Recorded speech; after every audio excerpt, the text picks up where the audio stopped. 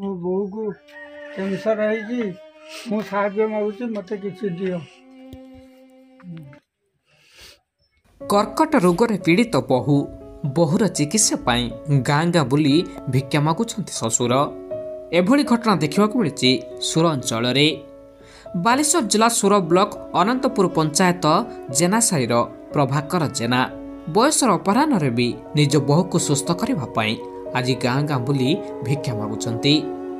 ପୁଅ ଦିନ ମଜୁରିଆ ଭାବେ କାମ କରି ଯାହା ରୋଜଗାର କରନ୍ତି ସେଥିରେ ପରିବାର ଚଳେ। ହେଲେ ଏଭଳି ସ୍ଥିତିରେ ବୋଉ ଭାରତୀ କ୍ୟାନ୍ସର ଭଳି ରୋଗରେ ପୀଡ଼ିତ ଥିବାରୁ ସମସ୍ତଙ୍କୁ ଚିନ୍ତା ଘାରିଛି। କ୍ୟାନ୍ସରରେ ବର୍ତ୍ତମାନ ଲିଭର କ୍ୟାନ୍ସରରେ ପୀଡ଼ିତ ଅଛନ୍ତି।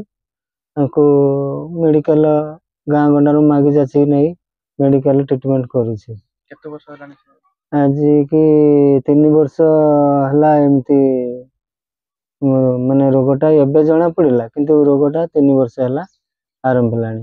ମୋର ତ ବାପା ତ ତାଙ୍କର ହେଉଛି ମାନେ ହାର୍ଟ ପେସେଣ୍ଟ ବାପାଙ୍କର, ମାଆଙ୍କର ଏଣେ ଡାଇବେଟିସ୍ ପେସେଣ୍ଟ, ଇଏ ମୋ ସ୍ତ୍ରୀଙ୍କର କ୍ୟାନ୍ସର। ତେଣୁ ସମସ୍ତଙ୍କୁ ମେଡ଼ିସିନ ଫେଡ଼ିସିନ ଖର୍ଚ୍ଚ ସହ ଘର ଚଳେଇବା ସହ ଏମିତିକା କି ତଥାପି 20,000 ପରେ ଖର୍ଚ୍ଚ ହେଉଛି। ତେଣୁ ମୁଁ ତ କାମ ଦାମ କରିକି ଚଳୁଛି, ମୋର ଚାକିରି ବାକିରି କିଛି ନାହିଁ। କାମ ଦାମ କରି ଗାଁ ଗଣ୍ଡାରେ ଯେତେବେଳେ କାମ ମିଳୁଛି କରୁଛି, ଯେତେବେଳେ କାମ ନାହିଁ ତାର ଘରେ ବସି ରହୁଛି। ପୁଅର ରୋଜଗାରରେ ପରିବାର ଚଳିବା କଷ୍ଟକର ହେଉଥିବା ବେଳେ ବୃଦ୍ଧ ବାପା ବୟସର ଅପରାହ୍ନରେ ବି ଶରୀରର ଯନ୍ତ୍ରଣାକୁ ଖାତିର ନ କରି ଗାଁ ଗାଁ ବୁଲି ଭିକ୍ଷା କରି ନିଜର ବୋଉର ମେଡ଼ିସିନ ଖର୍ଚ୍ଚକୁ ବହନ କରିବାର ପ୍ରୟାସ କରୁଛନ୍ତି। ମୋ ନାଁ ପ୍ରଭାକର ଜେନା, ଘର ଅନ୍ତପୁର। ଆଉ ମୁଁ ଏଇ ବିକଳାଙ୍ଗ ହେଇକି ବସି ରହିଛି। ତାପରେ ମୋର ବୋଉ ଭାରତୀ ଜେନା, ତାଙ୍କ ସ୍ୱାମୀ ନାଁ ଦେବେନ୍ଦ୍ର ଜେନା, ସେ ଆଜକୁ 3 ମାସ ଧରି ଏଇ କ୍ୟାନ୍ସର ରୋଗରେ ପୀଡ଼ିତ ହୋଇ ଆଉ ମେଡ଼ିକାଲରେ ପଡ଼ିଛନ୍ତି। ମୁଁ ତାଙ୍କ ପାଇଁ ଗାଁ ଗାଁ ବୁଲିକି ଆଉ ଭିକ୍ଷା ମାଗି ଆଉ ତାଙ୍କୁ ବି କିଛି ସାହାଯ୍ୟ କରୁଛି, ତା ସହିତ ମୁଁ ବି ଚଳୁଛି।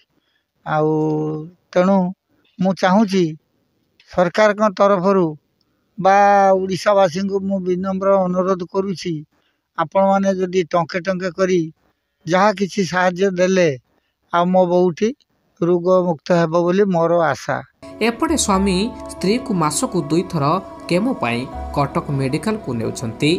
ଘରେ ଯାହା ବି କିଛି ସମ୍ବଳ ଥିଲା ସବୁକିଛି ବିକ୍ରି କରି ସ୍ତ୍ରୀ ପିଛେ ସାରିଲେଣି, କିନ୍ତୁ ଏବେ ଧାର କରଜ କରି ସ୍ତ୍ରୀକୁ ଚିକିତ୍ସା କରୁଛନ୍ତି। ଏଠି ମୋର ଜଣେ ମଳାସୁର ଲେଖାରେ ହେବେ, ସେ ତାଙ୍କ ସ୍ତ୍ରୀ ହେଉଛନ୍ତି କ୍ୟାନ୍ସର ପେସେଣ୍ଟ। ସେ ଦୀର୍ଘତ 3 ରୁ 4 ମାସ ହେଲା ମାନେ କ୍ୟାନ୍ସର ରୋଗରେ ପୀଡ଼ିତ ଅଛନ୍ତି। ଯାହା ପାଇଁ କ'ଣ ହେଉଛି ନା ତାଙ୍କର ଯେଉଁ ଘରେ ପରିବାର, ତାଙ୍କ ଅଜା ଆଉ ତାଙ୍କ ପରିବାର ସେ ଚଳି ପାରୁନାହାନ୍ତି, କାହିଁକିନା ତାଙ୍କ ପାଖରେ ଆର୍ଥିକ ସୁବିଧା ସେମିତି କିଛି ନାହିଁ। ସେଥିପାଇଁ ଆମ ଅଜା ଜଣେ ସେ କ'ଣ କରୁଛନ୍ତି ନା ନିଜେ ଭିକ୍ଷା କରି ନିଜ ଘର ପରିବାର ଚଳିବା ସହିତ ତାଙ୍କର ବୋଉଙ୍କର ଟ୍ରିଟମେଣ୍ଟ ବି କରୁଛନ୍ତି। ମାସକୁ 20,000 ରୁ ଉର୍ଦ୍ଧ୍ୱ ଟଙ୍କା ଚିକିତ୍ସାରେ ଖର୍ଚ୍ଚ ହେଉଥିବା ବେଳେ ଏବେ ଅଧିକ ଟଙ୍କାର ଆବଶ୍ୟକ ରହିଛି। ଯଦି କେହି ସହୃଦୟ ବ୍ୟକ୍ତି କ୍ୟାନ୍ସର ରୋଗୀ ଭାରତୀଙ୍କୁ ସାହାଯ୍ୟ କରିବାକୁ ଚାହାନ୍ତି, ତାହେଲେ ଆକାଉଣ୍ଟ ନମ୍ବରରେ ଆପଣମାନେ ସହାୟତା ରାଶି ପଠାଇ ପାରିବେ। Balasore Umakanta, news 18 local.